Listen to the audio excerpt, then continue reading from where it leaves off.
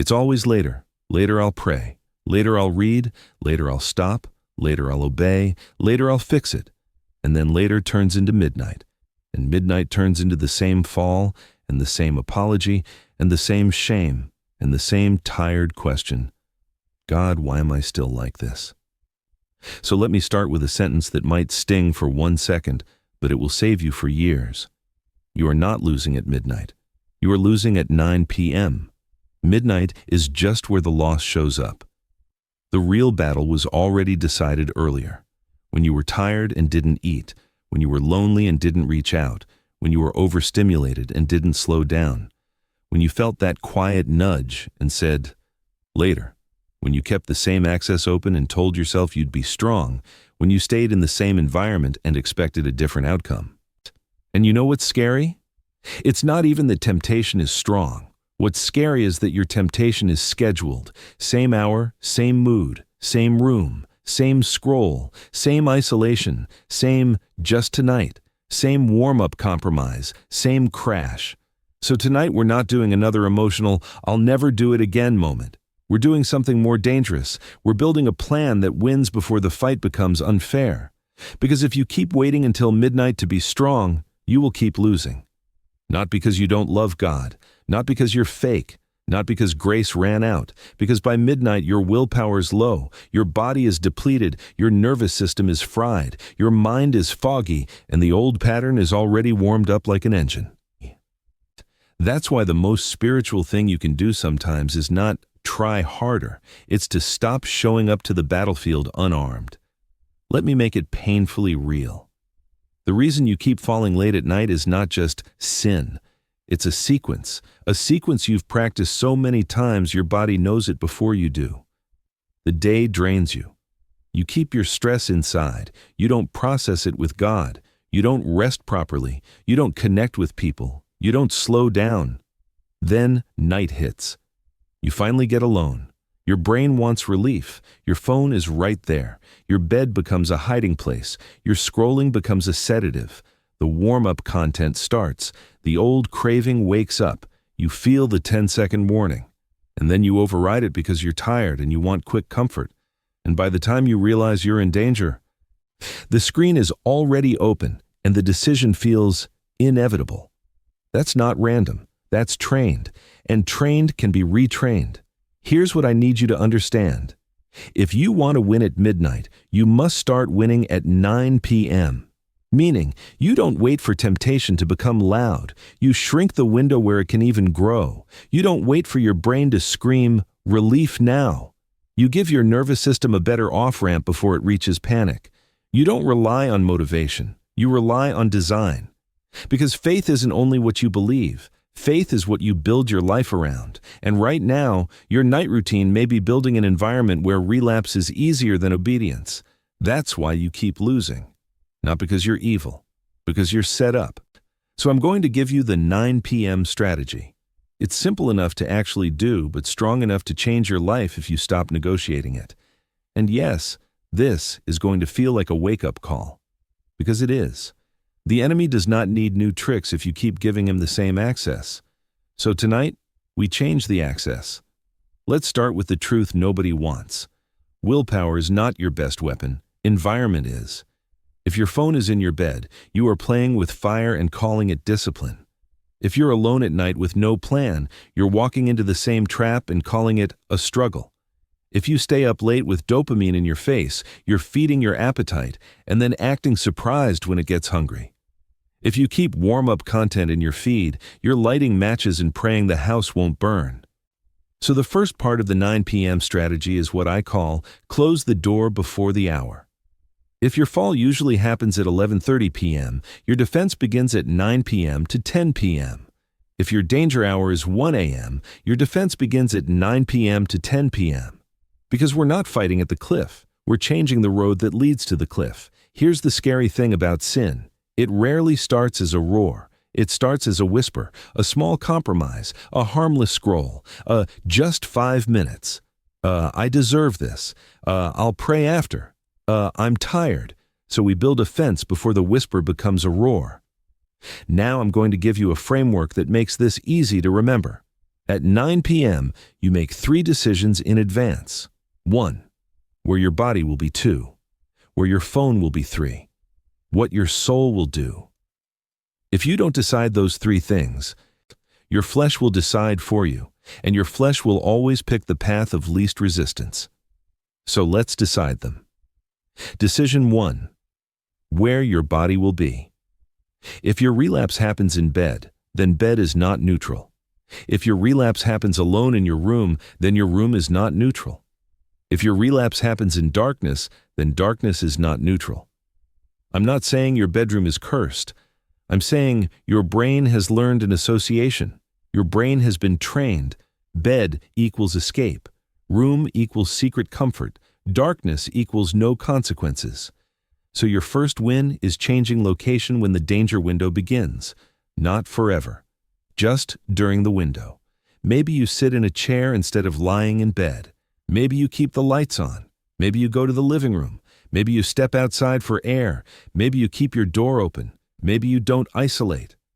Because isolation is the oxygen of temptation. Decision 2. Where your phone will be. This one is going to offend some people, but if you're serious, you'll do it. Your phone does not belong in your bed. Not because phones are evil, because your phone is too fast. It is the fastest access to relief, stimulation, fantasy, and escape. And when you're tired, you always choose the fastest comfort. So if you keep losing at night, your deliverance might look like this: charging your phone outside the room, not under your pillow, not next to you, not face down, on silent, outside the room. If that feels extreme, good. You don't call it extreme when you lock your door at night. You call it wisdom. Decision 3. What your soul will do. Most people remove the bad habit and then feel empty, restless, bored, and they run back. Because you can't just remove counterfeit comfort without replacing it with real comfort. So at 9 p.m., you decide your replacement sequence. Not, I'll do something spiritual. A real sequence you can follow when you're tired. I'm going to give you one that works for real humans.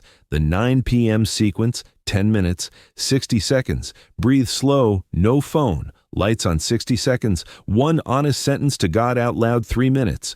Read a short passage, small, slow. 2 minutes. Write one line. What am I feeling right now? 2 minutes. Choose one. Tomorrow obedience. 1 step. 2 minutes. Prepare your environment for sleep. Water, clean space, phone away. That's it. Not a sermon. Not a performance. Training. Because you're retraining the reflex. Instead of escape, you practice presence. Now listen. Your brain will complain the first week. It will say, "This is boring. This won't work." You're still restless. Just check your phone. Just scroll a little. That's not your identity speaking. That's withdrawal. Because you've been using noise as sedation. So when you remove sedation, you start feeling the ache again. That ache is not failure. That ache is the place God wants to heal you. But only if you stay. Now let's talk about why 9 p.m. is the key time. Because 9 p.m. is usually the last hour where you still have enough clarity to choose wisely. At midnight, your brain is reactive. At 9 p.m., your brain can still plan. At midnight, you fight with emotion. At 9 p.m., you fight with strategy. At midnight, you're already in the room. At 9 p.m., you can change rooms. At midnight, the appetite is awake. At 9 p.m., you can starve the warm-up. So we win early. And now I want to expose the warm-up compromise, because this is where most believers get tricked. The warm-up compromise is the thing you do that isn't the sin, but it warms your appetite for it. It could be harmless-looking videos, it could be provocative scrolling, it could be certain music, it could be certain conversations, it could be certain accounts you refuse to unfollow, it could be staying up late, just vibing. It could be lying in bed with the phone, it could be doom scrolling, it could be just checking something you know leads you down a path. Warm-up is the match, relapse is the fire, and most people try to put out the fire while still playing with matches. So part of the 9 p.m. strategy is delete the matches, not because you're weak, because you're wise. Because if you keep feeding the appetite all evening and then expect holiness at midnight, you are asking your soul to do something unfair. Now, let's talk about the biggest lie that keeps you stuck. I'll be strong when the moment comes. No, you won't. You will be who you trained. And if you trained escape, you will escape. If you trained delay, you will delay. If you trained quick comfort, you will choose quick comfort. So you don't aim for strength, you aim for training. Training means you obey earlier. This is the 2 steps earlier rule. Most people try to resist at the final step. Trained people resist at the first step. If your fall usually happens after the first click, the victory is refusing the first click. If your fall happens after lying in bed with your phone, the victory is not bringing the phone to bed. If your fall happens after staying up too late, the victory is choosing sleep earlier. If your fall happens after isolation, the victory is sending one message before you isolate, 2 steps earlier. Because you don't need heroic power in the finale if you win in the opening scene. Now, here's the part that will make this message click in your bones. Your spiritual life is not only tested by sin, it is shaped by fatigue. Tired you is not the same person as motivated you. You have a version of you that loves God and wants holiness, and you have a version of you that shows up when you're exhausted, lonely, stressed, bored, and overstimulated. If you only build plans for the good version of you, the tired version of you will keep destroying everything. So we build a plan for tired you. That's why 9 p.m. matters. You protect tired you. Because tired people don't need bigger promises. They need fewer opportunities to fail. So here's the 9 p.m. fence. Choose one based on your life. Fence option A, phone fence. Phone charges outside the room. Wi-Fi off after 10 p.m. if possible. No social media after 9 p.m. Alarm clock separate, or alarm set, then phone out. Fence option B, environment fence. Lights on in your room after 9 p.m. door open. You don't lie in bed until you're ready to sleep. You sit somewhere else for wind down. Fence option C, connection fence. 9 p.m. check-in text to one trusted person. I'm protecting the window tonight. If you feel the pull, you send in the window to pray. Fence option D, body fence. Eat something light if you're hungry. Drink water. Quick shower. Stretching sleep earlier. Because sometimes your spiritual struggle is your body begging for recovery. Now let's address the fear. But what if I still fail? If you fail, you don't quit. You adjust. Because training isn't perfection. Training is progression. And your goal is not never tempted again. Your goal is, I respond earlier. So if you fail again, you don't say, I'm hopeless. You say, where did my fence have a hole? Was the phone still near? Did you isolate? Did you stay up too late? Did you consume warm-up content? Were you hungry and tired? Did you avoid prayer earlier? Then you patch the hole. That's wisdom. That's repentance in real life. That's how you actually change. Now I want to bring in the spiritual truth behind this, because some people hear strategy and think self-help. No, this is actually biblical. The Bible doesn't tell you to stand in the doorway of temptation and prove your strength. It tells you to flee. It tells you to watch, to be sober-minded, to guard your heart, to avoid the path of the wicked, to make no provision for the flesh. Provision means access. So if you're praying, God help me, but you keep making provision, you're fighting with your mouth while building defeat with your hands. And God is not mocking you. He's inviting you into wisdom. Because sometimes the miracle isn't that the temptation disappears. The miracle is that you finally take the exit. And the exit is often earlier than you think. Now let's hit the twist. This is the part that makes you sit up.